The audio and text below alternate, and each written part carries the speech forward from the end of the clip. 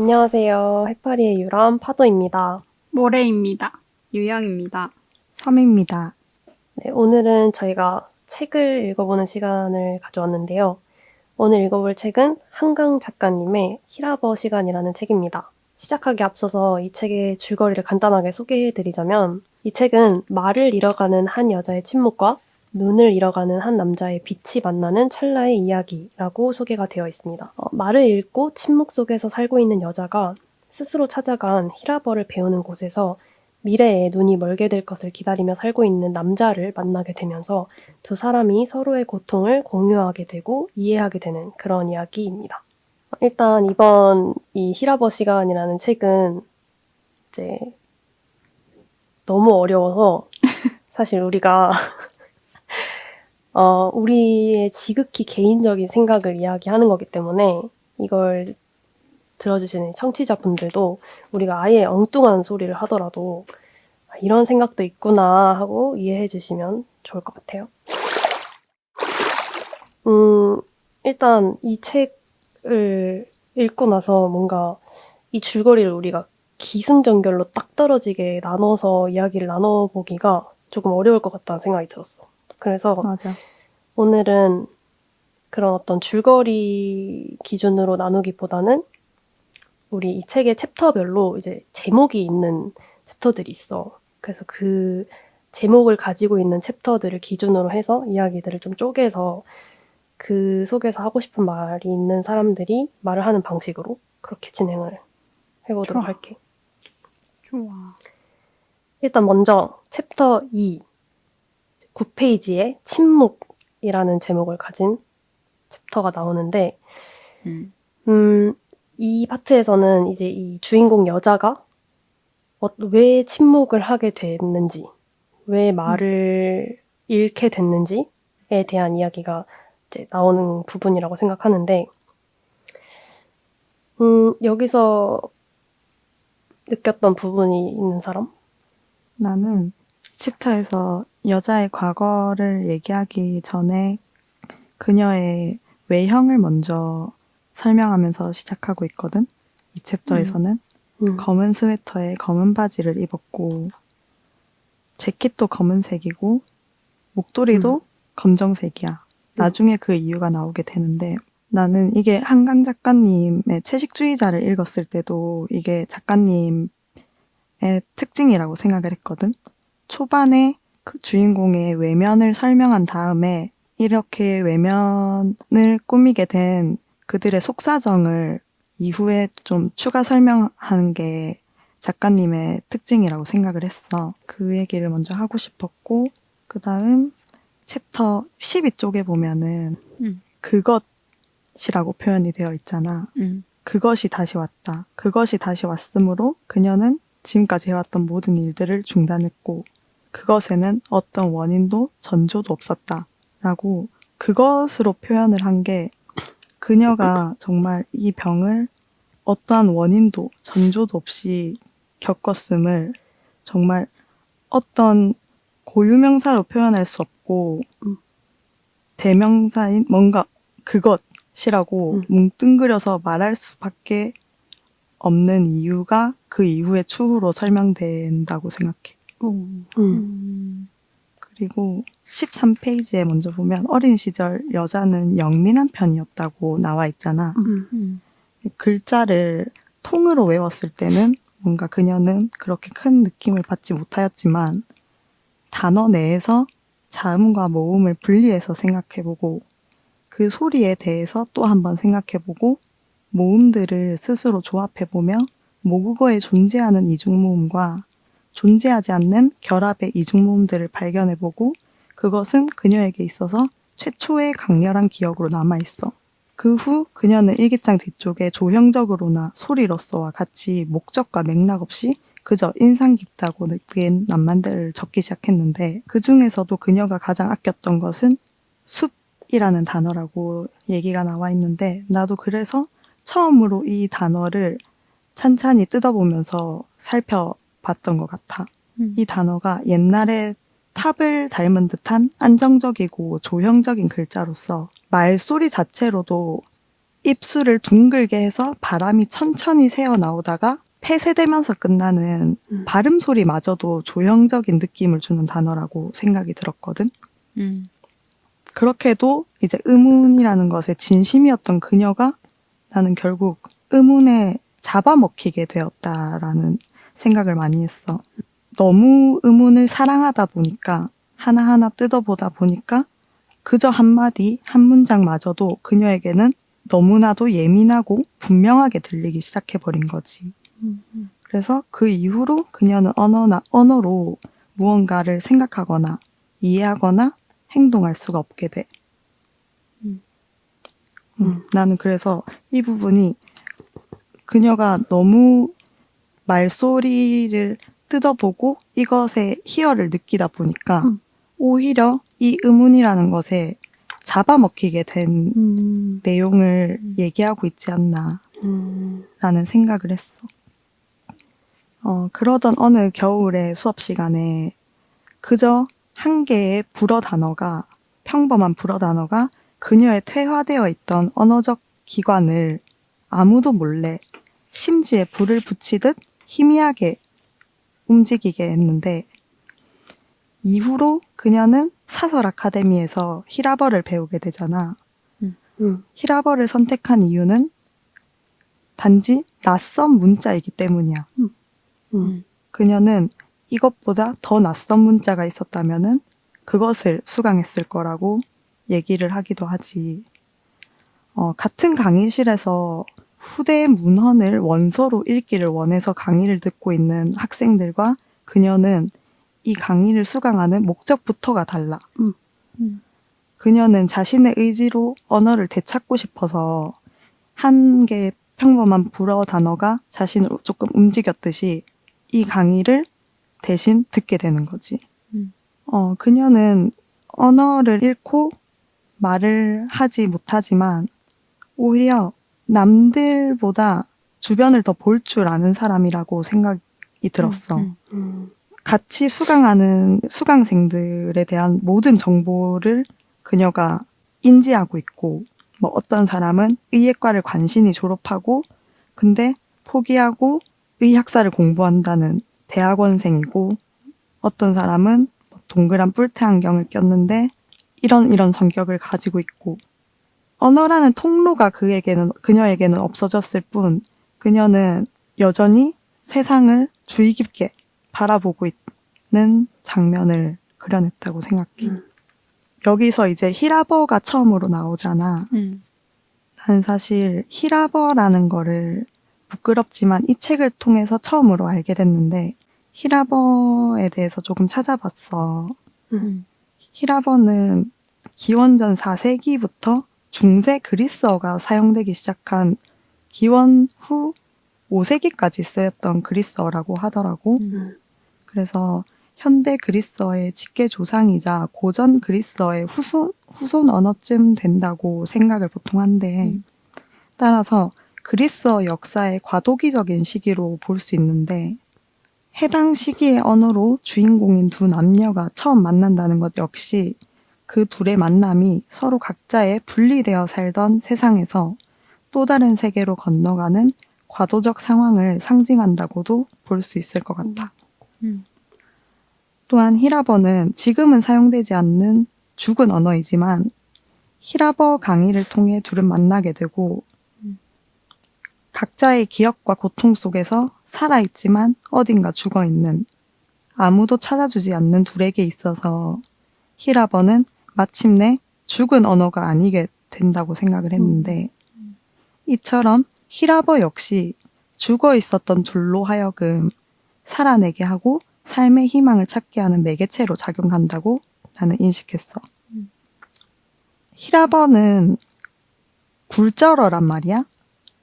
교차거인 한국어랑 다르게 한 단어에서 그 단어가 가지는 문법 정보에 따라 굴절되어서 나타나기 때문에 하나의 단어만으로 격, 수, 성을 알 수 있고 동사로는 시제, 상, 서법을 알 수 있는데 여기 20페이지에 보면 여자는 한동안 말을 잃은 채 살아가다가 이러한 히라버의 매력을 느끼게 돼. 말하자면 한국어로는 그는 언젠가 자신을 죽이려 한 적이 있다 라고 표현이 될 문장을 히라보로는 남성형 동사와 완료 시제 그리고 화자의 태도인 서법을 모두 포함시킨 한 단어로 표현해낼 수 있는 거지. 의문 그리고 의문의 결합 그리고 내뱉고 발음하는 모든 기관의 움직임에 구역질을 느끼던 그녀에게는 명확히 끌릴 수밖에 없는 언어적 특성을 지니고 있는 것 같아. 나는 챕터 2에서는 이렇게 조금 생각을 해봤어. 너가 뭔가 박사처럼 보여. 언어 박사. 언어 박사. 멋있는데? 아무래도 나는 국어 국문학과를 간지난다. 다니다 보니까 이 의문에 대해서 여자가 생각하는 게 나도 숲을 발음할 때 마찰음이나 아니면 숲이라고 발음됐을 때 이 다듬 소리로 끝나는 거라든지 맞아, 완전 맞아. 폐쇄하면서 끝나는 그런 것들이 여자가 어떤 생각을 했는지 조금은 나도 공감이 가는 그런 부분이 있었기 때문에 이 챕터 2에서 다루고 있는 여자의 상황이 더 와닿을 수 있었던 것 같아. 맞아. 이 숲이라는 게 진짜 이렇게 침묵을 할 때 발음이 완성이 되니까 맞아. 그런 모습이 또 주인공이랑 너무 닮아 있어서 이끌릴 수밖에 없었나 봐. 응. 여자가 막 의문을 하나하나 뜯어보기도 하다가 어느 순간 이 언어라는 것에 대해 구역질을 느끼게 되는 거잖아. 사실은 뭔가 우리한테 생각을 해보면은 우리도 가끔 뭔가를 발음하려고 하다가 갑자기 이 단어가 낯설어지잖아. 너무너무 어색하게 느껴질 때가 있잖아. 맞아, 맞아. 그런 경우와 비슷하다고 생각이 들어. 하지만 그게 완전히 여자에게는 너무 긴 고난으로 온 것에는 또 차이가 있겠지. 이렇게 챕터 2에서는 여자의 고통에 대해서 잘 설명이 되어 있는 것 같아. 그럼 다음은 내가 얘기해볼게. 나는 그 30페이지에 핀에 꽂힌 육체 같은 그 납작한 형상들과 뒤늦게 그것을 읽으려 하는 자신의 목소리가 얼마나 이질적인 것인지 그녀는 이내 깨달을 수 있었다. 라고 나와 있거든. 근데 이 이제 문장을 읽고 느꼈던 거는 이제 우리는 이 세상을 살면서 말과 언어로 소통을 하기 때문에 그거 없이는 살 수 없다고 생각하잖아. 근데 사실 오히려 우리의 그 감정들과 표현을 가두는 게 역설적으로 언어인 것 같다는 생각을 했거든. 그리고 그거를 빠르게 일찍부터 깨달은 게 이 주인공 여자였다고 생각해. 우리가 전에 이제 밝은 밤이라는 작품을 리뷰를 했었는데 그때 내가 좀 기억에 남았던 문장이 어떤 거였냐면 한 사람의 삶의 모든 순간을 오감을 다 동원해서 기록할 수 있고 무수한 생각과 감정을 모두 담을 수 있는 레코드가 있다면 그건 그 사람의 삶의 크기와 같을까? 나는 그렇지 않다고 생각한다. 그 비가시권의 우주가 얼마나 큰지 어떤 모습인지 상상할 수 없는 것처럼 한 사람의 삶 안에도 측량할 수 없는 부분이 존재할 테니까 라고 나와 있거든. 근데 이거랑 약간 나는 일맥상통한다고 생각했던 게 우리 이 세계는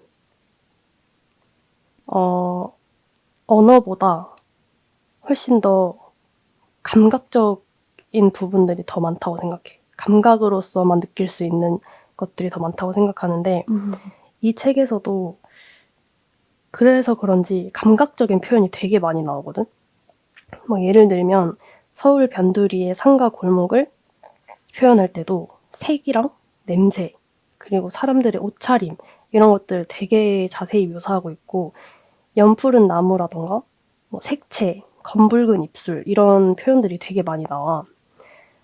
그래서 나는 이 한강 작가님도 우리가 이 세계를 언어보다도 직접 느껴야만 정확히 이해할 수 있는 감각 속에서 살고 있다는 거를 이런 부분을 통해서 보여주고 있는 거 아닐까라고 생각했고, 그러다 보니까 이 여자 주인공도 이 언어라는 어떤 개념에 뭔가 불편함을 일찍부터 깨달았던 것 같아. 그래서 오히려 완벽하게 이해할 수 없는 외국어를 마주했을 때 본인이 느꼈던 그 언어의 불편함 없이 침묵을 깰 수 있었던 거라고 생각하고, 이 책의 또 29페이지에 보면 오늘날의 유럽어는 그 오랜 과정을 거쳐 덜 엄격하게, 덜 정교하게, 덜 복잡하게 변화한 결과물입니다 라고 나오는데, 이것도 언어라는 게 시간이 흐르면서 더 간결해지다 보니까 우리가 훨씬 이해할 수 없는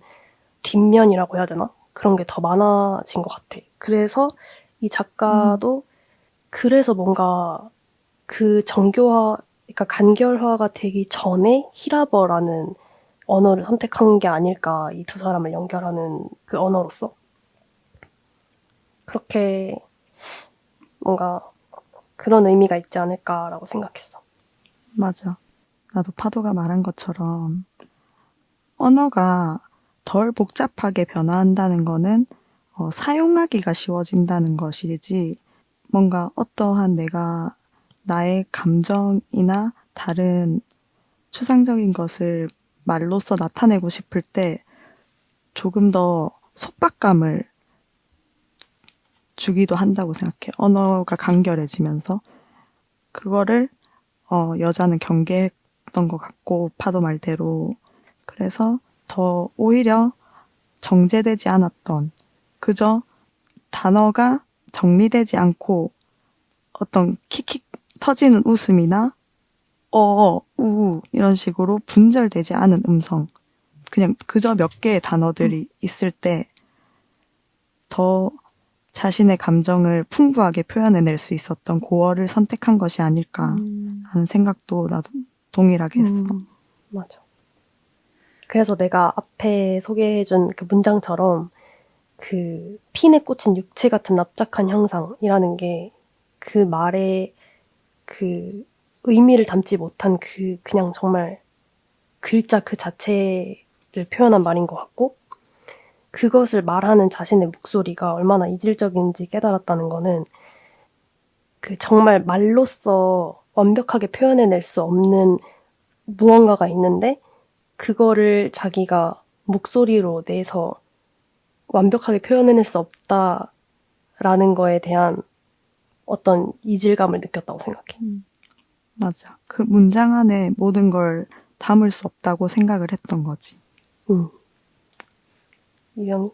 나도 파도랑 섬이 말해준 것처럼 히라버를 왜 작가님이 선택을 하셨을까에 대해서 생각을 해봤는데, 나 같은 경우는 이제 이 챕터 말고 조금 뒤에서 언급을 하지만 히라버가 정점에 이르렀던 고어이고, 나중에는 좀 더 사용하기 편하게 언어가 변화를 하면서 히라버라는 게 이제 어떤 의미에서는 쇠퇴하는 언어라고 볼 수도 있는, 약간 사라지는 언어? 이렇게 볼 수도 있는데, 그런 점에서 그녀도 이제 말을 잃어가고 남자도 눈을 잃어가는 그 정점에 딱 만나게 되는데, 그래서 그 만나는 매개체가 히라버라고, 어떻게 보면 그 세 개 다 공통점이 있다고 느껴져서 그래서 뭔가 선택하지 않았을까라고 생각을 했고,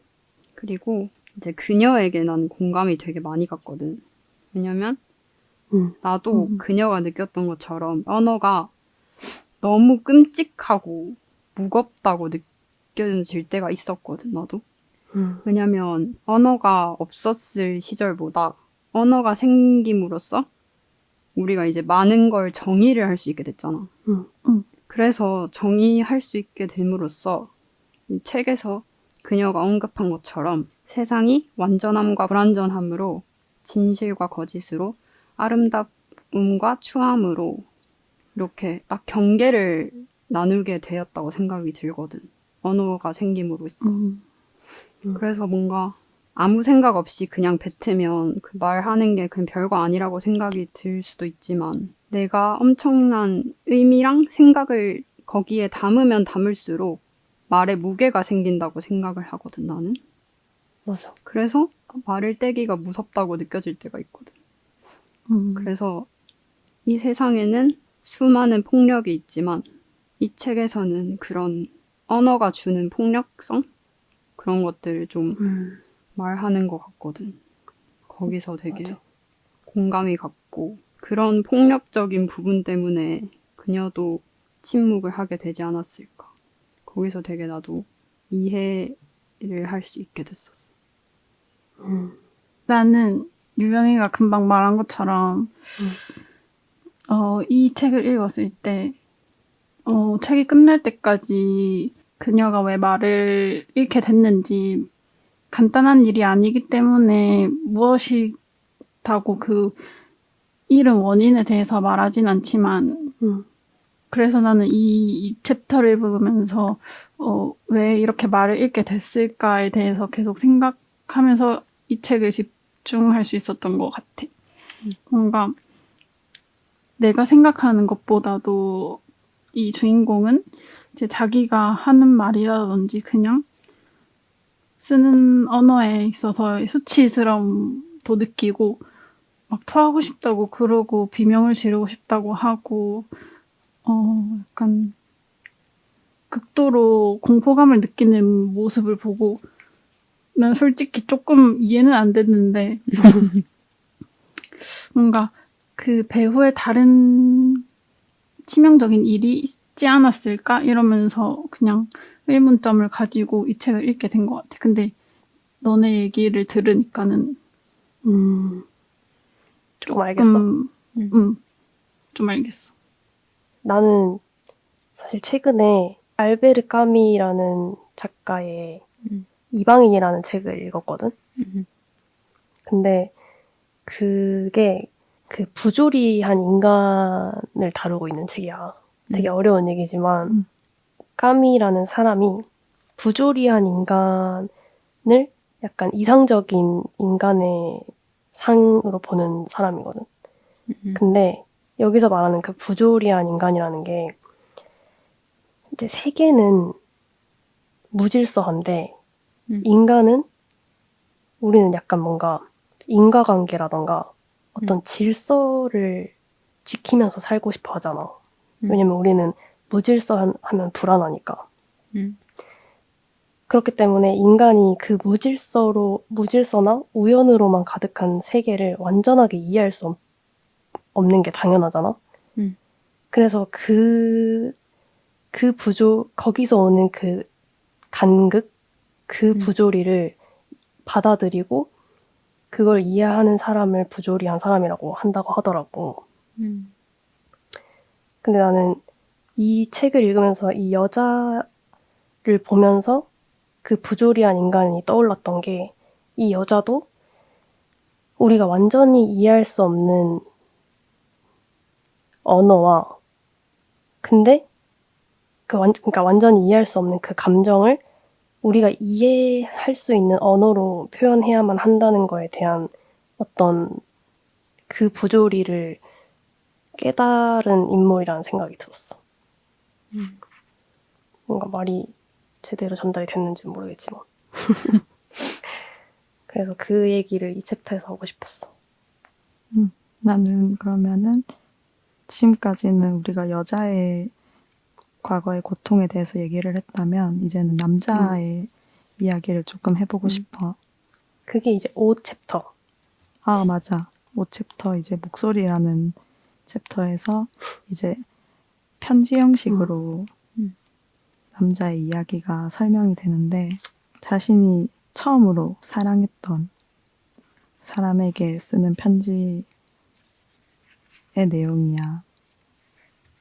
남자는 병원에서 어떤 여자를 만나게 됐는데 그 여자는 알고 보니까 그 병원 의사의 딸이었고 그 사랑했던 여자 역시 갓난아이였을 때 열병을 앓다가 청력을 잃은 사람이야.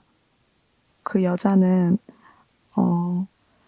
병원집 딸이어서 그런지는 몰라도 남자의 병에 대해서 이미 알고 있는 상태였어. 이 필름을 가지고 태양을 바라보는 장면이 나오잖아. 남자한테도 너도 한번 봐라 이렇게 라고 했는데 남자는 눈이 안 좋은 상황이니까 햇빛을 보는 건 상상도 할 수 없었던 거거든. 그랬더니 이 여자가 하는 말이 나중에 완전히 모든 걸 못 보게 되기 직전에 봐라라고 얘기를 하잖아.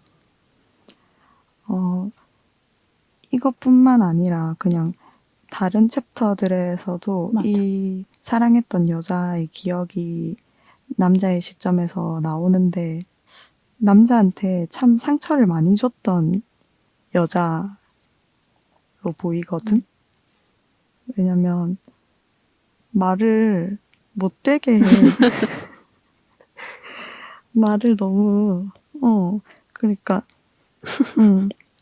남자도 여기서 막 얘기를 한 몇 번 정도 하는데 내가 어떤 상처를 받을 거라고는 생각을 전혀 못 하는지 하는데도 그런 말을 하는 건지 여자는 남자한테 계속 너는 곧 못 보게 될 거라는 말을 암시적으로 계속해서 한다고 생각이 들었거든.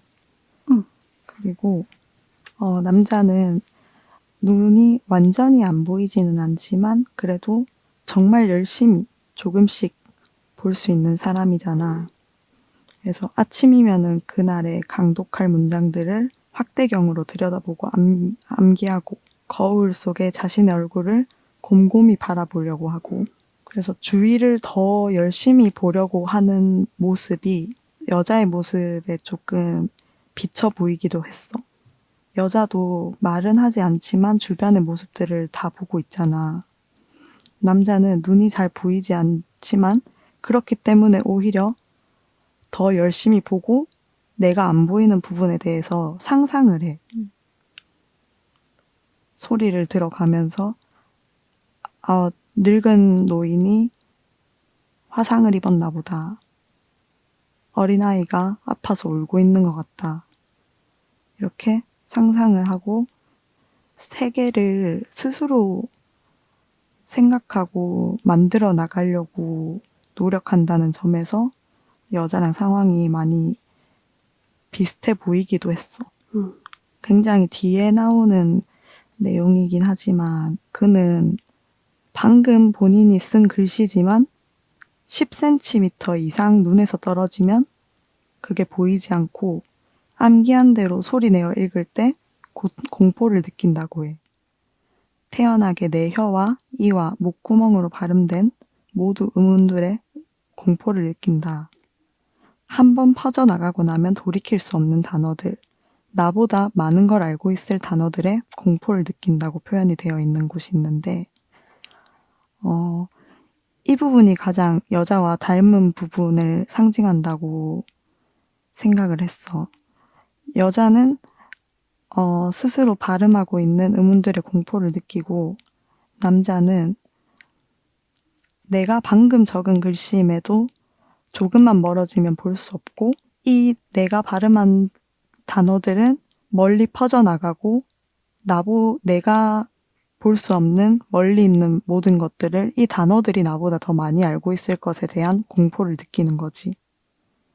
그래서 언어라는 것에 대해 공포를 가지고 있는 것이 둘의 가장 큰 공통점으로 나타나고 있지 않나라고 생각을 했어. 나는 이 목소리라는 챕터에서 일단 흥미로웠던 부분을 먼저 얘기하고 싶은데 이 작가가 여자의 이야기를 할 때는 3인칭 시점으로 전개가 되는데 남자의 얘기가 나올 때는 1인칭, 그 남자의 시점에서 얘기를 해. 근데 이것도 내가 느꼈을 때는 이 여자는 자기 앞에서 내가 이 챕터에서 말했던 것처럼 여자는 자기의 얘기를 언어로 표현하는 거에 대한 불편함을 느끼는 인물이기 때문에 작가가 그 여자의 이야기를 타인의 시선으로 우리에게 전달을 해주는 거라는 느낌을 받았고, 그래서 우리가 분명히 그 여자의 이야기를 보고 있는데도 불구하고 여자가 느끼는 감정을 온전히 전달받지 못하는 것 같다는 생각을 했어. 그리고 이제 44페이지에 보면 인간의 모든 고통과 후회, 집착과 슬픔과 나약함들을 참과 거짓의 성근 그물코 사이로 빠져나가게 한 뒤 사금 한 줌 같은 명제를 건져 올리는 논증의 과정에는 늘 위태하고 석연찮은 데가 있기 마련입니다. 대담하게 오류들을 내던지며 한 발 한 발 좁다란 편견대 위를 나아가는 동안 스스로 묻고 답한 명철한 문장들의 그물 사이로 시퍼런 물 같은 침묵이 일렁이는 것을 봅니다. 라고 돼 있거든. 근데 여기가 내가 되게 공감이 개인적으로 갔던 부분인데,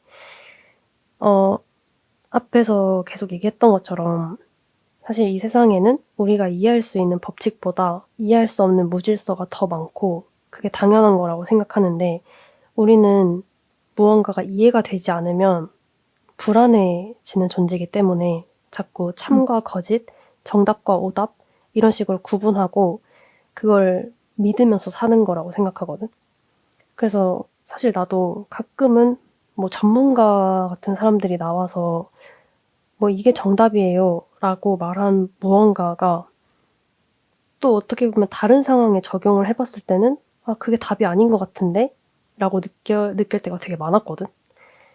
근데 그런데도 진짜 정말 과학적으로 증명된 게 아니라면 뭔가 그런 석연치 않은 느낌을 받을 때가 있는데, 그럼에도 불구하고 우리는 그런 작은 틈들은 그냥 침묵을 하잖아. 왜냐면 정해진 걸 믿고 만연한 질서 아래에서 사는 게 우린 편하니까. 그래서 그런 부조리를 느끼고 있는 이 여자 주인공이 침묵을 하게 된 것 같다는 생각이 들었고, 그리고 이제 이 남자가 자기가 사랑했던 사람과 헤어진 이유에 대해서 이제 와서 깨닫는 부분이 있는데, 만일 우리가 정말 함께 살게 되었다면 내 눈이 멀게 된 뒤 당신의 목소리는 필요하지 않았을 겁니다. 보이는 세계가 서서히 썰물처럼 밀려가 사라지는 동안 우리의 침묵 역시 서서히 온전해졌을 겁니다. 라고 말하는데, 48페이지에. 이 두 사람이 이별을 했던 이유가 이 남자가 말을 못하는 사람한테 자기가 보지 못하게 되면 말이 필요할 거라고 말했기 때문에 이별을 했잖아. 근데 이제 이제 와서 이 남자가 깨달은 것처럼 보이지 않고 들리지 않는다고 해서 두 사람이 관계를 맺을 수 없는 게 아니라는 거를 이 남자가 깨달았다는 거를 보여주는 대목이라고 생각하고, 결국에는 이제 앞으로 이제 뒤에서 얘기할 이제 언어가 전부가 아니라는 거에 대한 이야기를 여기서부터 이제 하고 있는 거라고 생각했어. 나는 일단 남자가 눈이 멀어져 가는 두려움에 대해서 조금 생각을 해봤어. 내가 보았던 것들이나 사랑했던 사람들의 얼굴을 이제는 볼 수 없어질 테니까 그 조바심이나 두려움이 굉장히 컸을 것 같단 말이지. 그런데 그거를 그래도 조금 이해해주거나 공감해주지 못하는 그 사람의 여자친구의 모습이 나는 조금 너무하다는 생각이 들었어. 왜냐면 그 사람 입장에서는 뭐 이렇게 목소리를 뭐 들려달라고 했다는 거에 대한 무례감이 있을 수도 있었고, 아니면 나는 너네가 얘기한 것처럼 나는 네가 눈이 멀어져도 우리가 함께 할 거란 걸 당연히 알고 있었는데 남자는 그렇게 생각하지 않는 것 같은 모습을 보이니까 그런 부분에 있어서의 약간 실망감이 들었는지는 잘 모르겠으나, 정말 사랑했던 사람이 맞았나 싶을 정도로 뭔가 이렇게 막 나가라고 그러고 그냥 그 자리에서 바로 이렇게 쫓아내버리니까 난 조금 그 남자의 마음에 이입이 돼서 조금 슬프더라고. 그리고 뭐 끝까지 그 남자는 맞아. 좀 스스로를 책망하는 모습이 느껴졌어. 내가 어리석었고 내 어리석음이 약간 이 사랑을 망쳤다라는 식으로 자신을 책망하니까 좀 안쓰럽게 느껴졌어.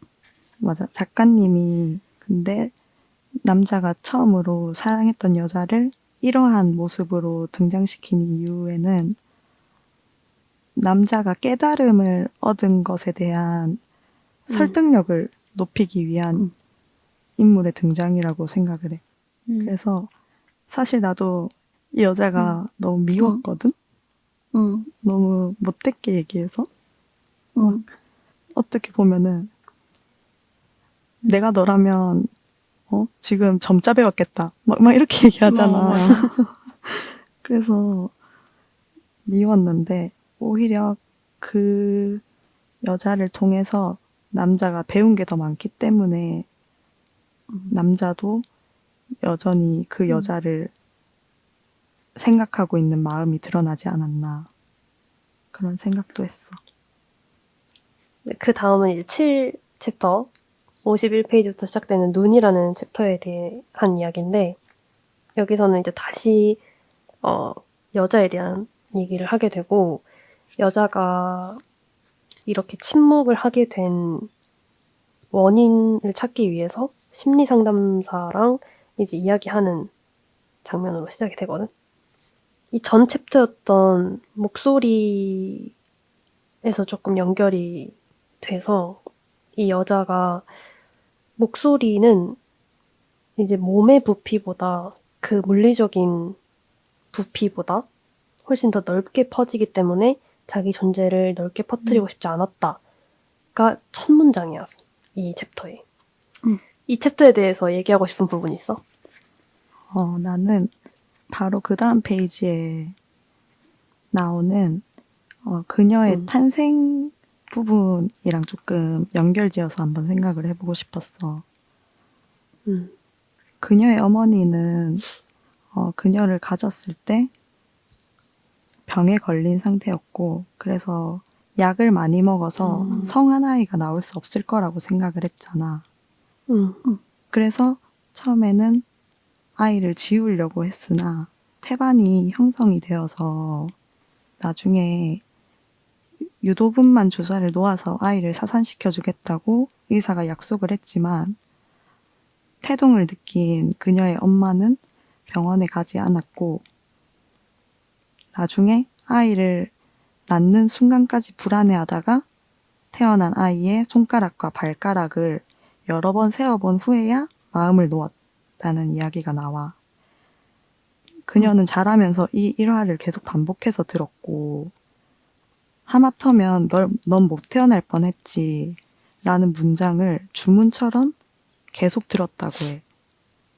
그 문장이 품고 있는 섬뜩한 차가움을 그녀는 분명하게 느꼈고 그래서 나는 태어나지 못할 뻔했고 이 세계는 나에게 당연스럽게 주어진 것이 아니라는 생각을 그녀는 계속 주문처럼 해왔기 때문에 앞부분에 얘기한 것처럼 자신의 존재를 넓게 퍼뜨리고 싶지 않았던 것과 연결지어서 생각할 수 있지 않을까? 라고도 읽힐 수 있을 것 같아. 그럴 수 있을 것 같아. 또 다른 생각이 있는 사람?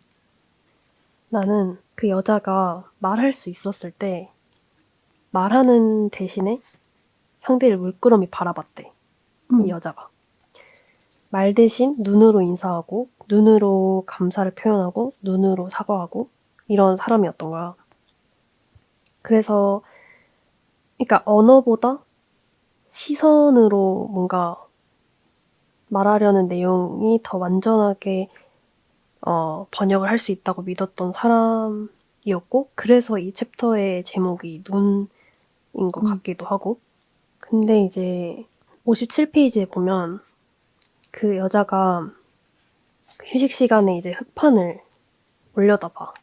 그 강사가 헝겊지우개로 가볍게 지운 후라서 흰 백목으로 쓴 히랍 문자의 부분들이 뜨문뜨문 남아있다. 문장의 3분의 1 정도가 거의 완전히 읽히는 곳도 있다.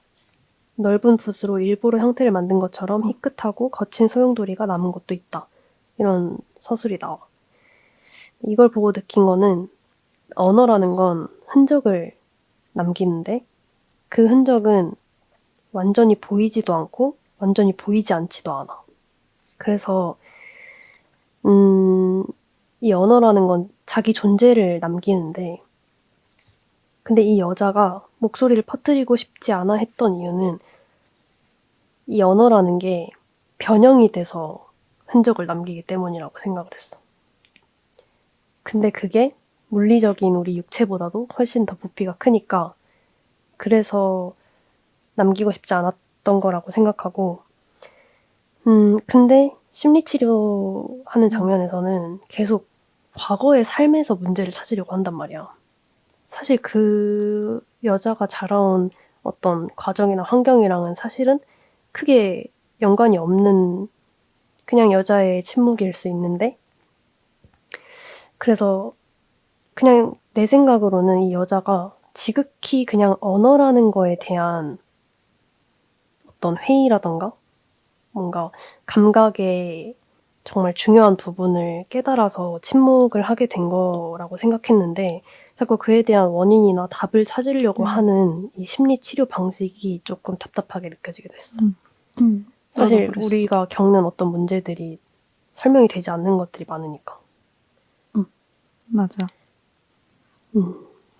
파도가 생각한 것처럼 조금 더 보충 설명을 해주는 장면이 59페이지에 나온다고 생각을 하는데 그녀는 자신이 사람이기보다 어떤 물질이라고 움직이는 고체이거나 액체라고 느낀다고 나와 있잖아.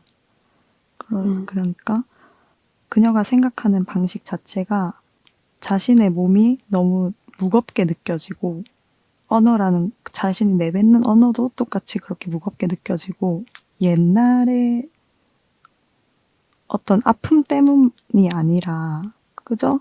그녀의 사고 방식이 그런 식으로 흘러간 건데 심리치료사 같은 경우에는 어떻게든 뭔가 정답을 찾으려고 하는 모습이 독자들한테는 조금 답답하게 느껴질 수 있었을 것 같다. 나는 일단 이 챕터를 읽으면서 여기에서 이제 그 주인공의 아이가 있었는데 그 아이를 이혼한 전 남편이 데려가게 되잖아. 그러면서 이 주인공이 엄청나게 분노를 느꼈고 그날 밤에 그녀는 이제 거울 속에 자신을 들여다보면서 내 눈이 저렇게 고요할 수 있는지 차라리 피나 고름이나 더러운 얼음 같은 게 흘러나오고 있다면 오히려 놀랍지 않았을 텐데 라고 생각한단 말이야. 그리고 페이지를 좀 지나가서도 신음이 나오지 않았으므로 그녀는 더 고요해졌다. 피도 고름도 눈에서 흐르지 않았다라고 말하는 구절이 있어. 그런 걸 읽으면서 뭔가 차라리 진짜 이 사람이 느끼는 것처럼 그 고통이 이 사람한테서 보였다면 눈물이라도 흘렸다면 마음의 상처가 눈으로 보였다면 더 나아졌을까 싶은 마음도 들었어. 뭔가 보이지 않아서 더 괴로움을 느끼는 것 같기도 했거든. 나는 이렇게 괴로운데 내 몸은 성한 데 하나 없으니까. 그래서 그런 느낌을 받았고 아니면 이 사람이 진짜 신음하는 방법도 모르고 눈물을 흘리는 방법도 모르나 싶은 느낌도 있었어.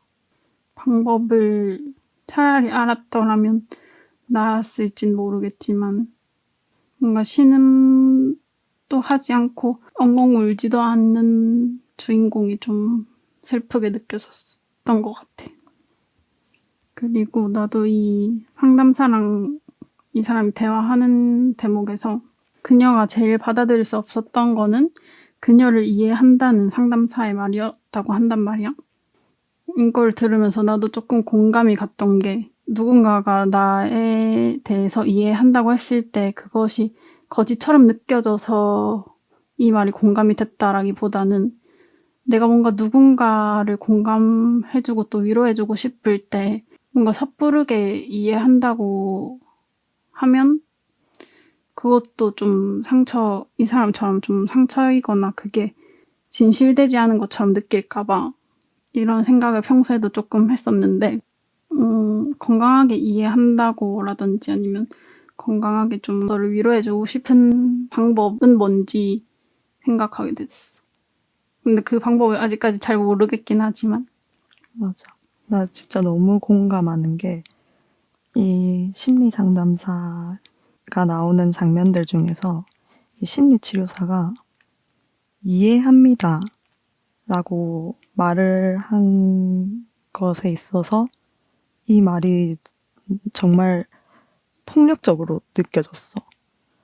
이해한다는 말이, 그러니까 순조롭게 상담이 진행되고 있다가 그녀의 목소리가 커지지 않고 오히려 말을 아예 잃어버린 것에 심리치료사는 충격을 받고, 뭐 이해한다.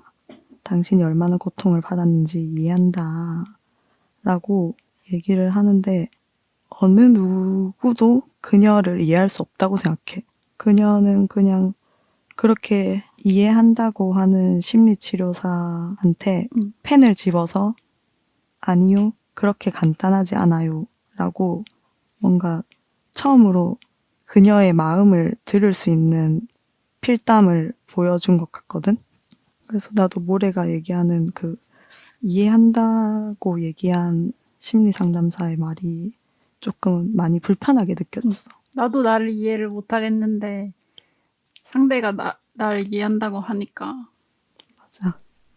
나는 앞에서 심리 상담사 얘기를 해줬으니까 그 다음에 히라버 강의를 그녀와 같이 듣는 학생이 그녀가 히라버로 쓴 시를 발견하게 되고 그 시를 이제 강사에게 이분이 히라버로 시를 쓰셨다라고 말하고 그 강사가 그녀에게 그 시를 보여달라고 했을 때 그녀가 문을 박차고 뛰어나가는 장면이 있잖아. 그리고 67페이지에 이상하다. 언젠가 꼭 이런 밤을 겪은 것 같다. 비슷한 수치와 당혹감을 느끼며 이 길을 걸었던 것 같다. 그때에는 그녀에게 말이 있었으므로 감정들은 더 분명하고 강했을 것이다. 라고 나와 있거든. 여기서 나는 말이 없고 언어가 없는 게 오히려 그녀를 지켜주는 거구나 라고 생각이 들었어. 왜냐하면 여기 나와 있는 것처럼 그 상황이나 감정이 더 분명하게 다가올 거 아니야. 근데 그녀에게는 말이나 언어가 없으니까 그런 것들이 전보다는 덜하고 덜 크게 와닿을 거잖아. 그래서 그녀가 말을 잃게 된 이유도 자기 자신을 지키려고 잃게 되었을 수도 있겠다라고 생각이 들었고, 그 다음 장에 그리 오래지 않은 오래전의 밤, 그녀는 아이를 앞세운 채 커다랗고 차가운 수박을 두 팔로 껴안고 걸은 적이 있었다. 목소리가 다정히 최소한의 공간으로 흘러나와 번졌다. 입술에 악물린 자국이 없었다. 눈에 핏물이 고여있지 않았다. 라고 나와 있거든. 나는 이 장면이 그녀가 말하는 게 고통스럽지 않고 편안하다고 느끼는 기억이라고 생각이 들었어. 그리고 그녀가 목소리를 다정하고 최소한으로 소리를 냈을 때, 말했을 때 고통을 느끼지 않는다는 걸 보면서 그녀가 말의 무게나 영향력을 누구보다 더 무겁게 생각하는 사람이구나 라는 걸 느꼈거든. 그래서 그녀가 그 무게를 너무 크게 느끼니까 말을 잃게 되지 않았나 라는 생각이 들더라고. 맞아. 그녀가 말했던 기억을 설명해주는 장면 중에서 유일하게 언어가 있어도 행복했던 그녀의 모습을 보여준 것 같았고, 그리고 나도 유영이가 언급해준 것처럼 지금은 몸속에 말이 없기 때문에 오히려 그 감정이 더 분명해지지 않아서 언어가 없다는 것이 그녀를 지켜준다고 유영이가 말해줬는데, 난 너무너무 공감하는 게, 내가 항상 생각해왔던 게 추상적으로 생각하고 몸속에 있는 감정은 입으로 내뱉었을 때 완전히 분명해진다고 생각을 하거든. 그래서 나도 안 좋은 생각이나 불편한 마음이 들면은 그거는 말이나 글로써 굳이 적어서 남기지 않으려고 하는 것 같고, 그냥 휘발시키려고 하는 게 있는 것 같고, 내 감정에 대해서 말을 하는 순간 그것은 너무나도 선명해진다고 생각을 해. 그래서 유영이가 말한 것처럼 오히려 그 언어가 없었기 때문에, 그녀에게는 지금 말이 없기 때문에 감정들이 충분히 강해지지 못하고 접착력이 약하게 떨어져 나갈 수 있지 않았을까. 그게 그녀가 침묵을 지키고 있는 이유에도 포함이 되지 않을까라는 생각이 들고, 나는 7챕터에서 또 얘기하고 싶은 건 히라버 강사인 그와 그녀가 처음으로 1대1로 만나는 장면이 나오는 챕터잖아. 시를 잠깐 봐도 되겠냐고 강사가 얘기했다가 그녀가 공책이랑 이런 거 필통을 가방에 넣으니까 보여주지 않아도 괜찮습니다. 앉으세요. 이렇게 하잖아. 그러고 나서 막 여자가 나가니까 강사가 뛰어나와서 그녀한테 불편하게 해드릴 생각은 없었다. 혹시 내 말을 들을 수 없느냐라고 하면서 수화로 말을 하고, 그리고 말하지 않아도 됩니다. 아무것도 대답하지 않아도 돼요. 라는 말이 그 둘 사이에 처음으로 연결고리를 지어주는, 그녀가 들을 수 있는 가장 위안이 되는 말이지 않았을까라고 생각을 했어. 오히려 심리치료사가 이해합니다 라고 얘기하는 것보다 그가 말하지 않아도 된다 라고 얘기하는 게 오히려 그녀에게는 더 큰 위로로 와닿지 않았을까라고 생각해. 다음 챕터에 대해서 얘기해볼까? 어스름이라는 9챕터가 72페이지부터 시작이 되는데, 이 파트는 이제 저녁 어스름에 남자가 자신의 동생인 란에게 또 편지의 형식으로 자기 이야기를 하는 부분이야. 여기서 개인적으로 내가 인상 깊었던 거는 83페이지에 이런 문장이 나와. 이제 스탠드를 끄면 어둠이 찾아오겠지. 눈을 감는 것과 뜨는 것이 거의 다르지 않은 먹보다 진한 내 눈의 밤이. 하지만 믿을 수 있겠니? 매일 밤 내가 절망하지 않은 채 불을 끈다는 걸. 이라는 이제 구절이 나오는데, 어스름이라는 건 완전한 어둠이 아니고 말 그대로 어둑한 시간이잖아. 근데 이 부분에서 이 남자가 어스름에 대해서 새벽 어스름과 저녁 어스름, 이렇게 두 가지 어스름을 언급을 해. 근데 새벽 어스름은 아침으로 가는 과정이고 저녁 어스름은 밤으로 가는 과정이잖아. 근데 지금 이 남자가 편지를 쓰고 있는 이 시점은 저녁 어스름이란 말이야. 그러니까 결국엔 이 말은 그 어둠으로 가는 과정, 그러니까 자기가 눈을 잃어가고 있는 이 과정과 똑같은 상태라고 생각하는데, 여기서 남자가 이 어스름의 시간에 자기는 매일 밤 절망하지 않은 채 불을 끈다고 해.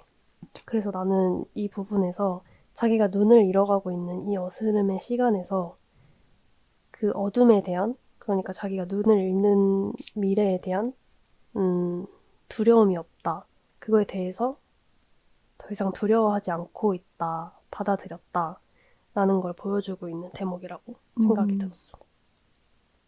여기는 이제 사실 어떤 내용이 전개되는 부분은 아니기 때문에 이 다음 챕터, 바로 밤으로 연결되는 11챕터를 또 이야기를 해볼 건데, 그 밤이라는 챕터를 말하기 전에 어스름이라는 챕터를 말한 것도 이 남자의 어떤 심리적인 어떤 단계를 보여주려고 그렇게 배치를 한 것 같다는 생각이 들었어.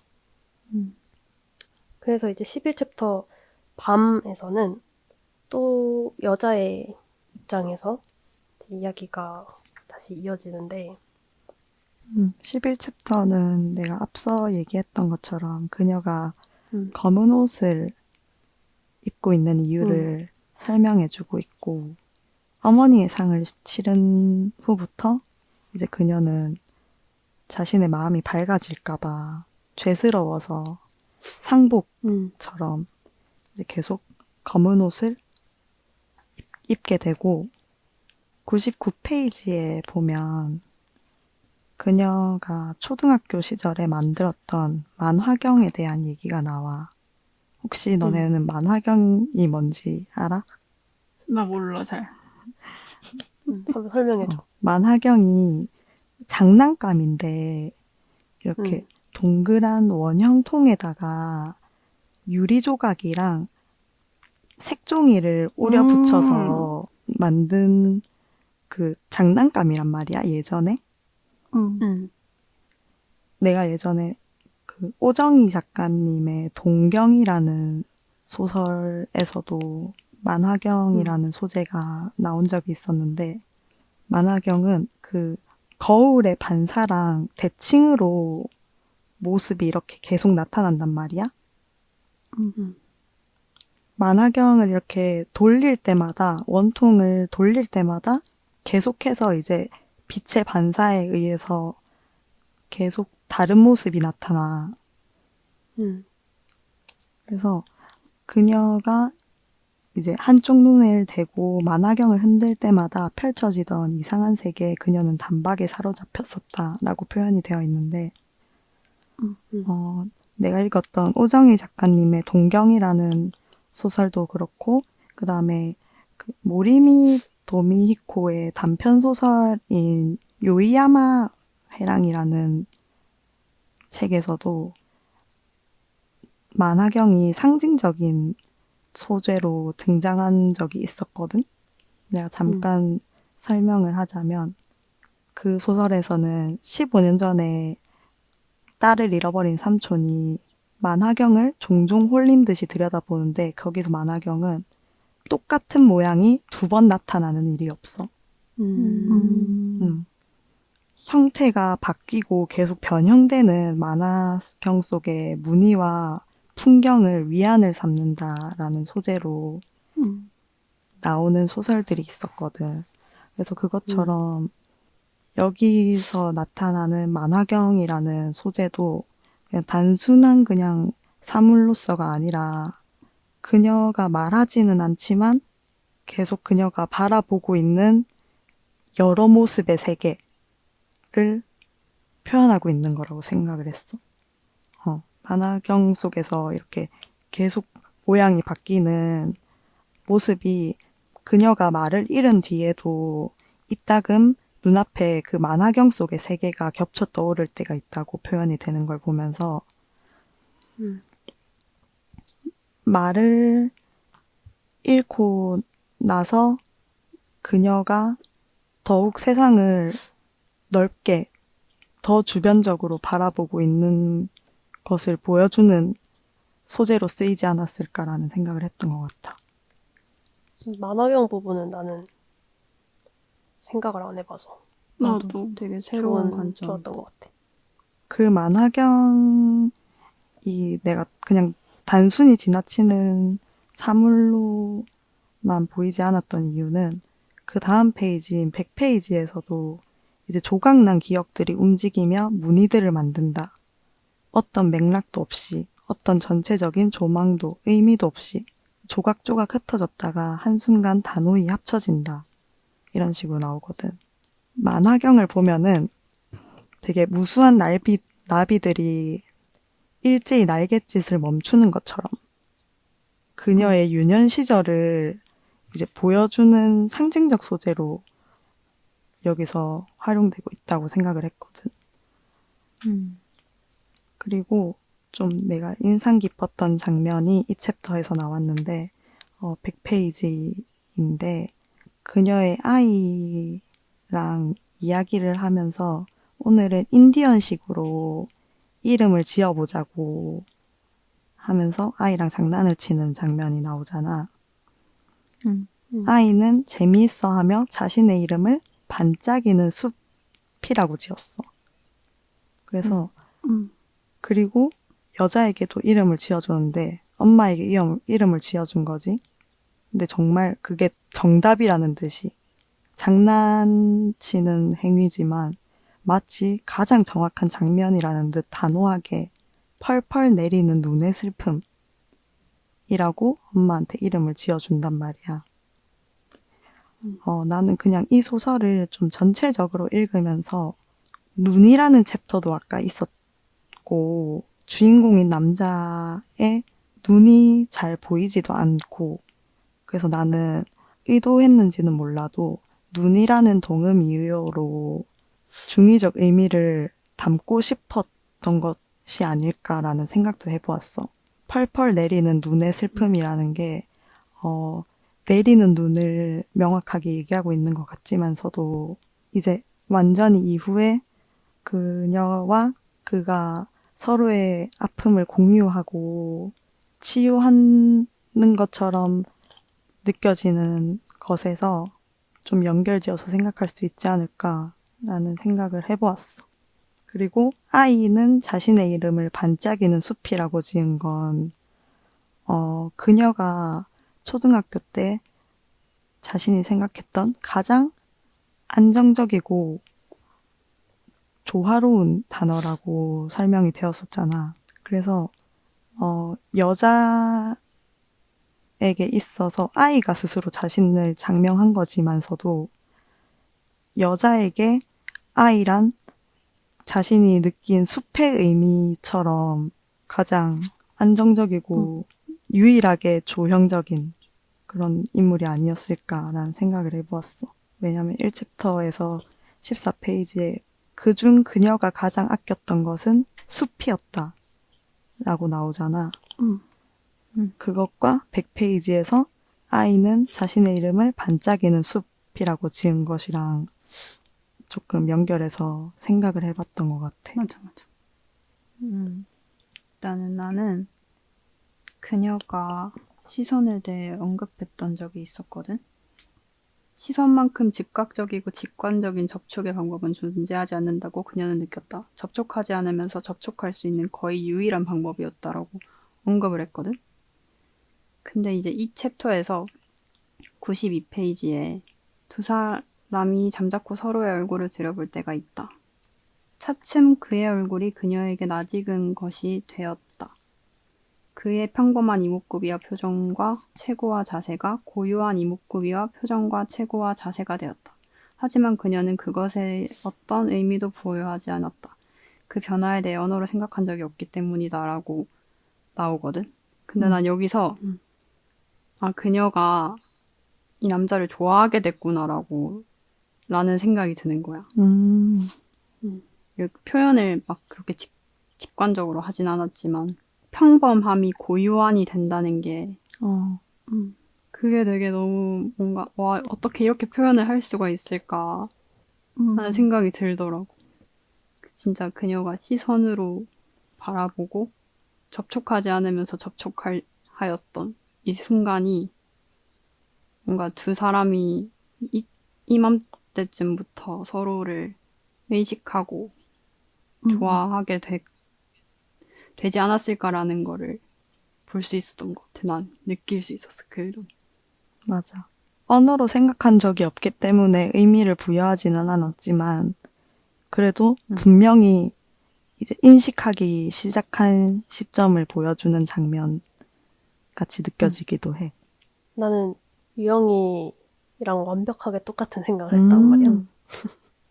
나도 딱 이 92페이지 그 구절을 이게 이제 두 사람이 서로 말한 것처럼 이제 의식하게 되고 익숙해지게 되면서 이런 이제 표현이 나왔는데 사실 우리가 살면서 어떤 사람한테 관심을 갖게 되면 그 사람이 그냥 많은 사람들 중 하나였던 그냥 평범한 사람이었는데 그 사람이 이제 고유한 단 한 사람이 되는 그런 경험을 해보잖아. 그런 변화를 이렇게 또 표현한 거라고 생각하고 근데 이제 나는 이게 이성적으로 뭔가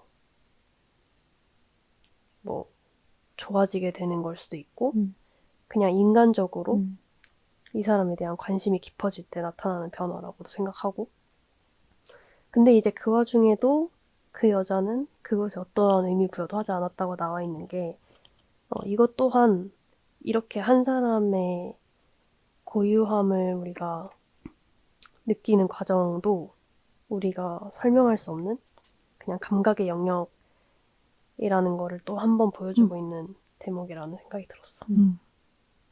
그리고 이제 107페이지에 눈을 뜨고 있는 꿈을 꾸다가 문득 잠들어 있었다는 것을 깨닫는 순간 나는 고통을 느끼지 않는다. 상실감도 체념도 느끼지 않는다. 잠이 천천히 몸에서 가시는 동안 단호히 꿈으로부터 돌아 누울 뿐이다. 라고 이제 남자 입장에서 이제 나와 있는데, 남자가 이제 꿈에서 그 빛을 봤는데,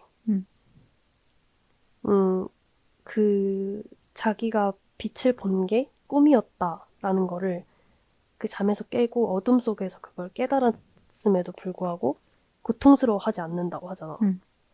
근데 이것도 아까 내가 어스름 부분에서 말했던 것처럼 이 남자가 이제 진짜 그 빛을 잃는 거에 대해서 두려워하지 않고 진짜 받아들였구나 이렇게 느꼈어. 그래서 이렇게 받아들이고 이제 그 뒤에 이제 또 이제 여자랑도 마주하고 하는 과정에서 더 제대로 마주할 수 있지 않았나 이런 생각이 들었어.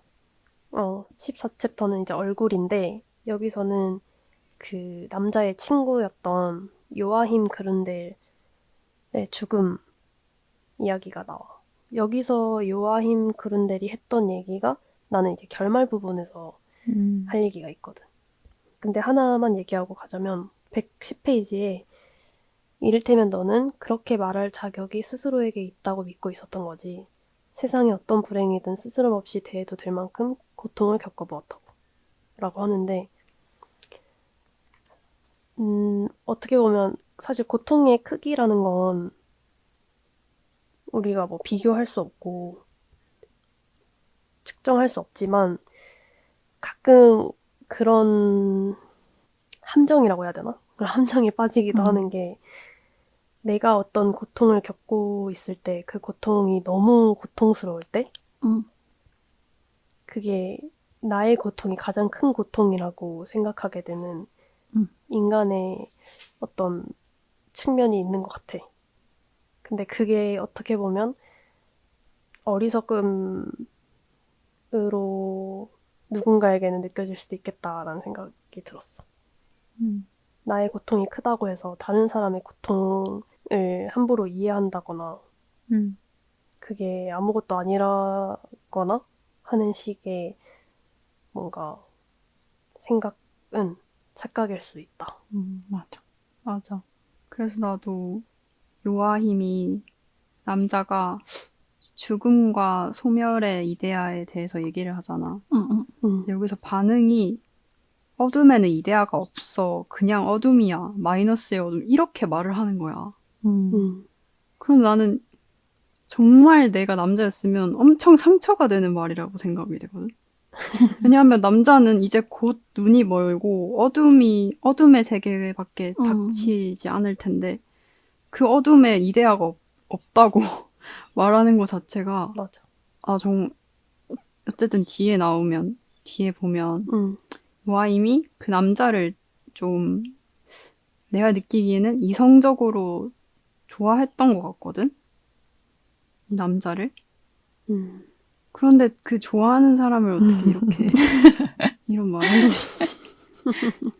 다 아는 듯이 좀 그러게. 되게 상처가 됐겠다라고 생각이 들더라고. 나도 진짜 유영이랑 정말 똑같이 생각했어. 남자는 말을 할 때 만일 소멸의 이데아가 존재한다고 가정한다면 말이야. 그건 깨끗하고 선하고 숭고한 소멸 아닐까? 이렇게 얘기를 하면 그 상대는 고개를 젓고 이것 봐. 죽음과 소멸은 처음부터 이데아와 방향이 다른 거야 라고 모든 대답을 본인이 정답이라는 듯이 얘기를 한단 말이야. 차이식 있는 것 같아, 좀. 그 말을 들은 순간 남자는 덧없는 전 세계가 빛을 잃었고 자신과 또 다른 의견에 대해서 얘기를 하면 너는 다시 이것 봐 라고 달래듯 말하며 어둠에는 이데아가 없어. 그냥 어둠이야. 마이너스의 어둠. 쉽게 말해서 0 이하의 세계에는 이데아가 없는 거야. 아니, 쌍욕을 해라, 그냥. 짜증. 나 너무, 상처받았어? 나도 와. 상처야. 근데 이 어둠의 이데아, 죽음의 이데아, 소멸의 이데아에 대해서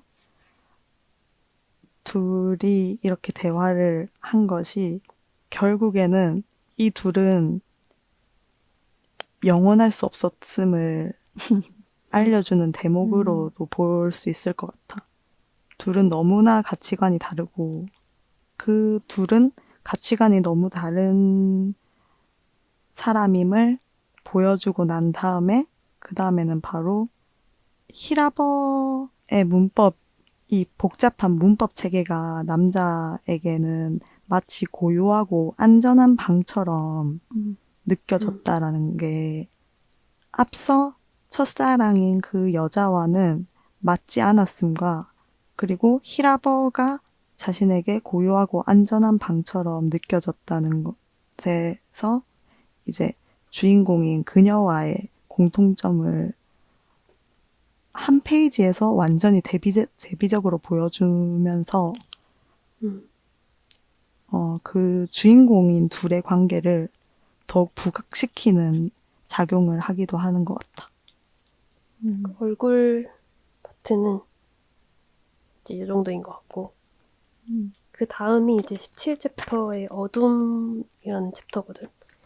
이 어둠이라는 챕터가 이제 건물 안에 들어온 새를 계기로 남자와 여자가 이제 제대로 마주하게 되는 대목인데 이 챕터는 어떤 의미가 있다기보다는 내 개인적인 생각으로는 그냥 이 어둠과 그러니까 남자의 어둠과 여자의 침묵이 이제 본격적으로 마주하게 되는 그런 대목이라고 생각해. 맞아. 마침내 여자의 침묵과 남자의 어둠이 대면하게 되는 계기지. 혹시 여기서 말하고 싶은 거 있는 사람 있어? 없으면 이제 19챕터 어둠 속의 대화라는 챕터인데 이제 진짜 여기서 이제 두 사람이 교감을 하는 거지. 나는 그냥 한 가지 정도 얘기하고 싶은 게 있는데 그 남자가 침묵하고 있는 여자한테 자기 얘기를 한단 말이야. 근데 처음에는 여자한테 하는 말처럼 하다가 점점 이제 그냥 자기 자신한테 하는 이야기가 되어 가는데 154페이지에 토할 것 같았어요. 내가 보고 있는 흙이 무서워서 그 흙이 내 몸에 묻을 것만 같아서 하지만 도망칠 수 없었어요. 너무 어두웠어요. 라고 나오거든. 이게 이제 그 흙이 그 사람들의 뼈가 완전히 삭아서 흙이 된 거라고 그걸 보고 이제 하는 말이었는데 여자가 처음에 히라버로 쓴 시가 있었잖아. 여자가 땅에 누워있다. 목구멍에 눈두덩이에 흙이라는 시를 썼는데 사실 나는 이게 이해가 안 됐거든. 이게 무슨 뜻인지? 처음에 봤을 때 정말 이해가 안 됐는데 이 뒤에 이제 174페이지에 눈이 하늘에서 내려오는 침묵이고 비는 하늘에서 떨어지는 긴 문장이라고 하는 구절이 나와. 그리고 여기서는 이제 흙이 죽은 사람들의 뼈라고 얘기하고 있고 그래서 이제 내가 이해할 수 있었던 건 목구멍의 눈은 그 목소리 속에 담긴 시선을 얘기하는 것 같고 눈두덩이의 흙은 그 흙이라는 것 자체가 하늘에서 내려오는 그 침묵 속에 죽은 사람들의 뼈를 의미하는 것 같다는 생각이 들었어. 그러니까 그 침묵 속에 영혼이 있다. 그런 걸로 이제 이렇게 다 보고 나서야 이해할 수 있는 시였던 것 같아요. 물론 내가 뭐 100% 이해할 수는 없었지만 어느 정도는 느낄 수 있었던 것 같아. 나는 그 정도. 나는 파도가 말한 것처럼 이 남자가 이 여성한테 계속 자신의 얘기를 하잖아. 거기에서 생각보다 자신의 얘기를 많이 하는 걸 보고 왜 그랬을지 생각을 한번 해봤는데 뭔가 오히려 여성이 말을 하지 않으니까 더 많은 얘기를 남성이 할 수 있었다고 생각을 했어. 뭔가 여자가 말로써 어떤 위로를 한다는 것도 아니고 대꾸나 조언을 하는 것도 아니고 그냥 들어주기만 한 게 어쩌면 제일 좋았던 소통의 방식이 될 수도 있겠구나라는 생각이 들었어. 나는 파도랑 유랑이는 아까 앞서서 서로가 이제 인식하고 있기 시작할 때 서로를 물끄러미 바라볼 때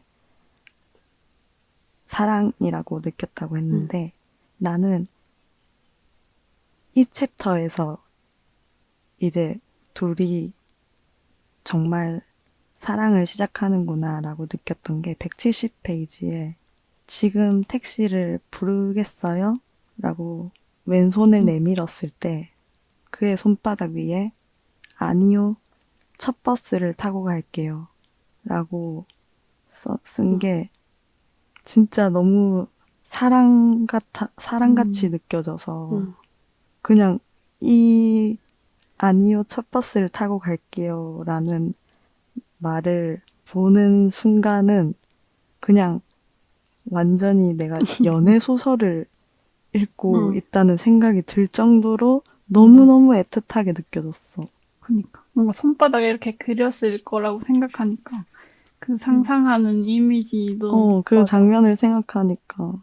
나도 그 손으로 글씨 쓰는 그런 행위에 대해서 나도 선미랑 똑같이 진짜 좀 두근두근거리는 그런 감정을 느꼈는데 제일 처음에 소설 시작할 때 보르헤스의 얘기가 언급이 되잖아. 우리 사이에 칼이 있었네라는 문장이 언급이 되잖아. 근데 여기가 이제 칼이라는 게 난 여기서 단절이라는 의미를 생각을 했거든. 근데 찾아보니까 보르헤스도 나이가 들수록 눈이 머는 그런 병을 가지고 있었더라고. 그래서 결국에는 비서와 자기가 우리 사이에 단절이 있었다. 내가 눈이 앞이 보이지 않는 그런 말을 이렇게 표현을 했다고 생각이 들어서 똑같이 여기서 남자와 여자가 어떻게 보면 남자는 눈을 잃음으로써 그리고 여자는 말을 잃음으로써 두 사람의 사이가 좀 단절이 되고 끊길 수도 있다고 생각이 들지만 이렇게 손으로 글씨 쓰는 행위를 함으로써 또 하나의 둘만의 언어를 만들었다고 생각이 드는 거야. 그 관계를 이어나갈 수 있는 그런 언어를 만들었다고 생각을 해서 남자도 처음에 첫사랑이랑 만나면서 말을 해달라고 막 이렇게 요구를 했잖아. 그때 겪었던 경험으로 이렇게 또 성장이라고 해야 되나? 또 하나의 여자와 관계를 이어나갈 수 있는 그런 어떤 소통 방식을 찾은 것 같아서 되게 뭔가 좀 감동을 느꼈고 그리고 그냥 딱 손으로 된 글씨는 진짜 눈에 보이지도 않고 오로지 촉감으로 느낄 수 있는 글씨잖아. 맞아, 들리지도 않고. 맞아. 닫자마자 바로 없어져 버리는 휘발되는 그런 글자라서 더 뭔가 맞아. 정말 순수하고 또 동시에 좀 뜨거운 사랑이 느껴졌어. 난. 맞아. 어느 흔적도 남기지 않지만 그 둘만 알 수 있는 언어라는 점에서 진짜 더 사랑이 느껴졌던 것 같아. 이렇게 어둠 속의 대화를 하고 난 이후에 20번째 챕터에서 흑점이라는 제목이 붙어 있거든. 이제 여기서 이 챕터가 아마 절정이 아닐까라는 생각이 드는데, 흑점이라는 거는 그 태양 표면에 있는 검은 점을 얘기하는 거잖아. 그러니까 빛 가운데 어둠을 말하는 거지. 근데 여기서 두 사람이 입을 맞췄을 때 흑점이 폭발했다, 이런 표현이 나와. 그래서 나는 이 파트를 읽으면서 어둠 속의 대화에서 이렇게 서로를 이렇게 마주하고 완전히 이해하게 된 이 두 사람이 흑점으로 표현이 됐다는 건 이 사람들이 뭔가 그 어둠을 극복하고 빛을 찾아간 게 아니라 그냥 그 빛, 이 세상이라는 빛 가운데 본인들이 그냥 그 어둠 속에 그냥 그대로 남은 거라고 생각해. 그래서 자신들의 그 고통과 슬픔을 제대로 이제 마주하고 이해하고 그걸 딱 받아들이게 된 상태인 것 같다는 생각이 들었어. 그리고 나중에 그녀가 오잖아. 안경점이 문을 열 시간이라고. 설레. 너무 설레서. 다정하다. 그리고 뭔가 이 정확한 언어로 표현되지 않아서 더 간질간질하고 그런 것 맞아, 같아. 맞아. 맞아. 일단 나는 그 남자가 여기서 이 챕터에서 그 여자의 침묵이라는 거에 대해서 되게 불안해하고 두려움을 느끼는 부분이 나오거든. 173페이지에. 그리고 여자도 183페이지에서, 그러니까 여자는 자기에 대해서 얘기를 하지 않으니까 남자가 자기에 대해서 모른다는 거에 두려움을 느끼거든. 그래서 뭔가 이런 두려움과 두려움이 만난 거잖아. 이제 이 챕터 마지막에 맞닿은 심장들, 맞닿은 입술들이 영원히 어긋난다라고 표현을 했잖아.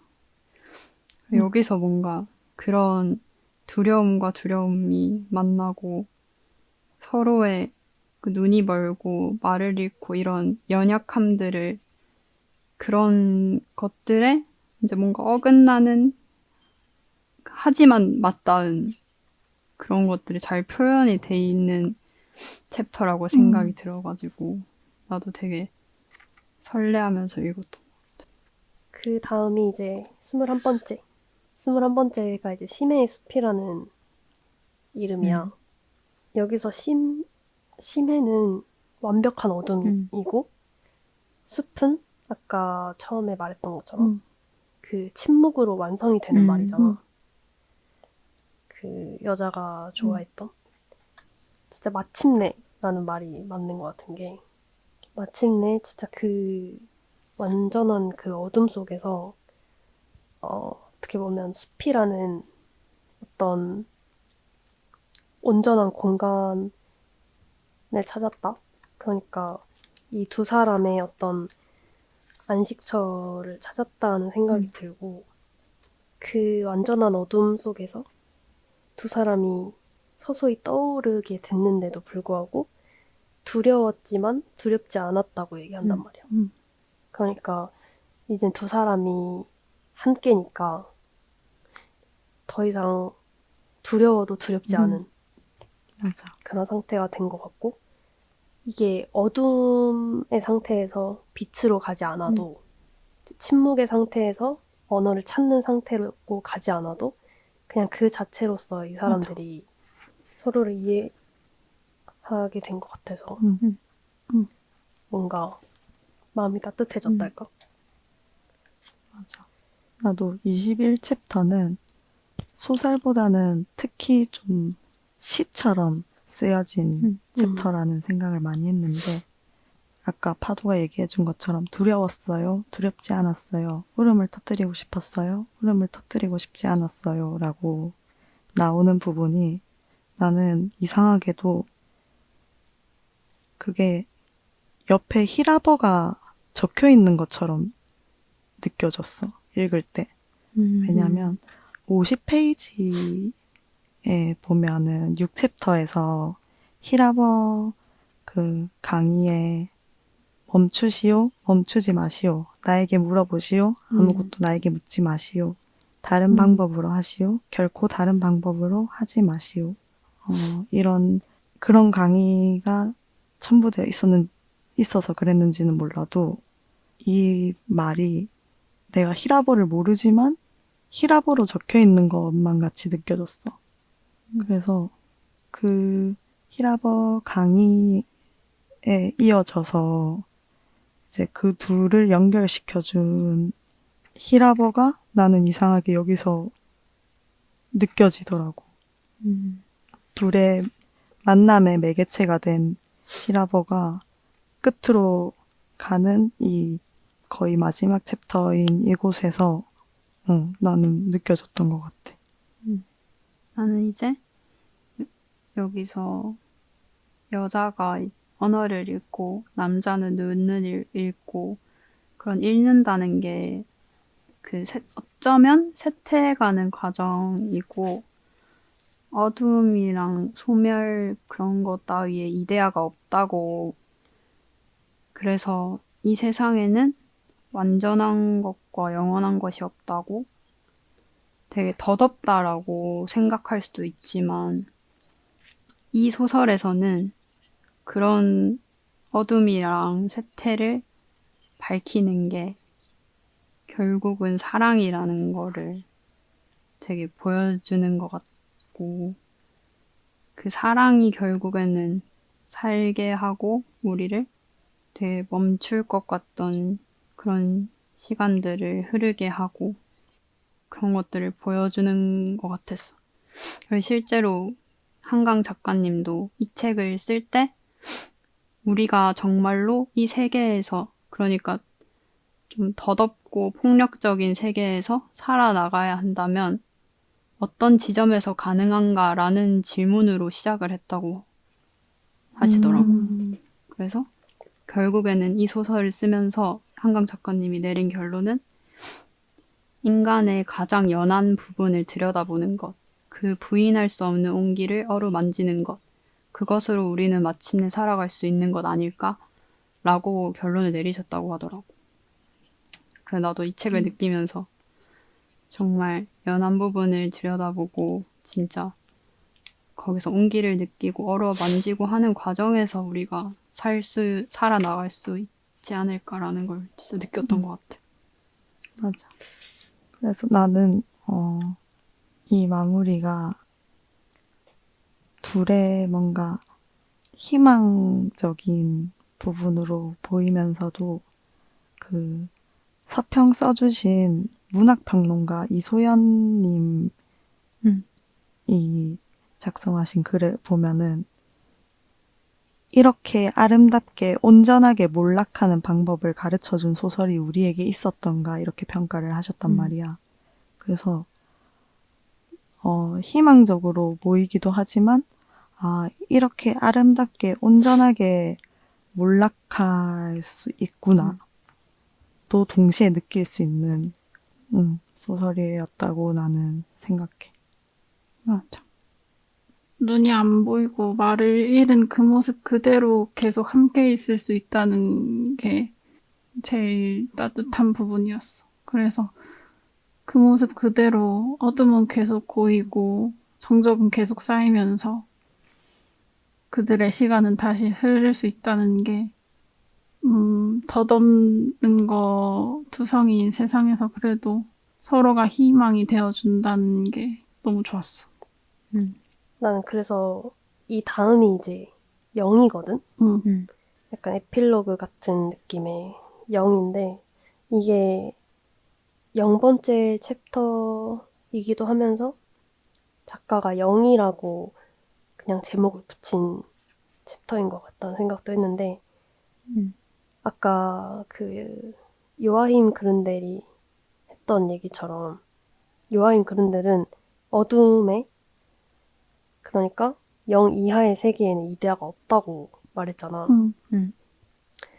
근데 결국에는 이 두 사람이 그 영 이하에도 그 어둠 속에도 또 침묵 속에도 그 자신들만의 이데아를 찾았다는 걸 보여주는 것 같고 그런 어떤 마지막을 보여주는 것 같고 또 영이라는 게 이제 새로운 시작을 의미하는 거기도 하니까 이제 여기에서부터 또 새롭게 시작될 이 두 사람의 이야기가 또 궁금해지기도 하고 그랬던 것 같아.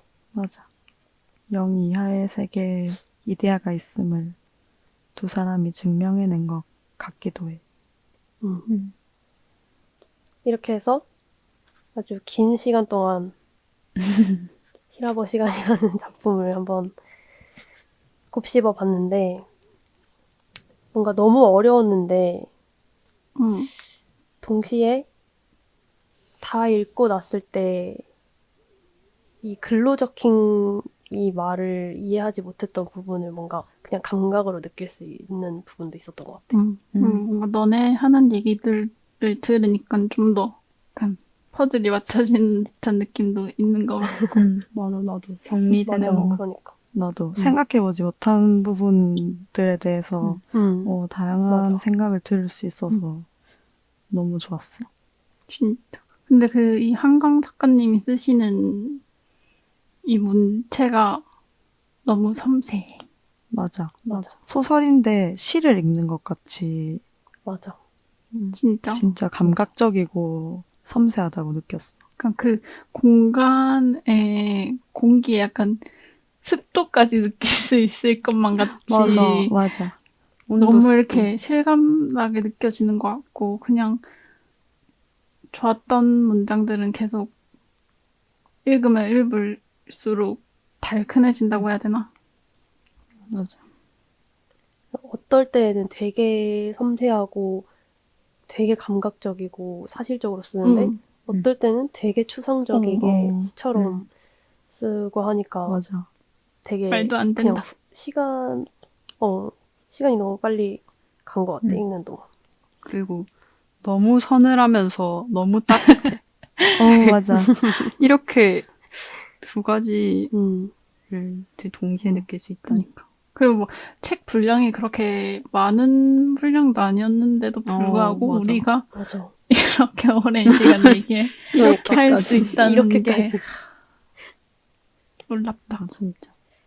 근데 엄청 유려하게 흘러가는 필체라서 진짜 책 자체는 채식주의자도 그렇고 진짜 술술 읽게 되는 것 같아.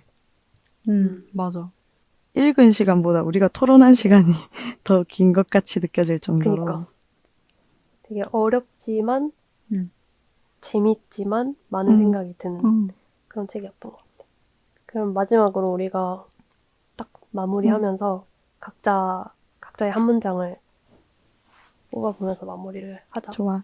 뭐래? 나는 5번째 챕터에 있는 말인데 새벽에 눈을 뜨기 전에 이미 당신의 얼굴은 내 눈꺼풀 안에 들어와 있었습니다. 너무 로맨틱해. 맞아.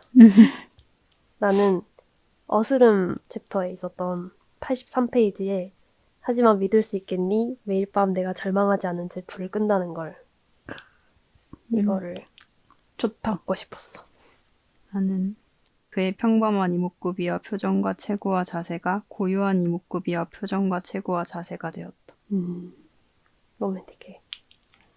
나는 첫 버스를 타고 갈게요. 읽어볼게. 우리 다 로맨틱한 거를. 그러네. 다들 되게 로맨틱한 걸.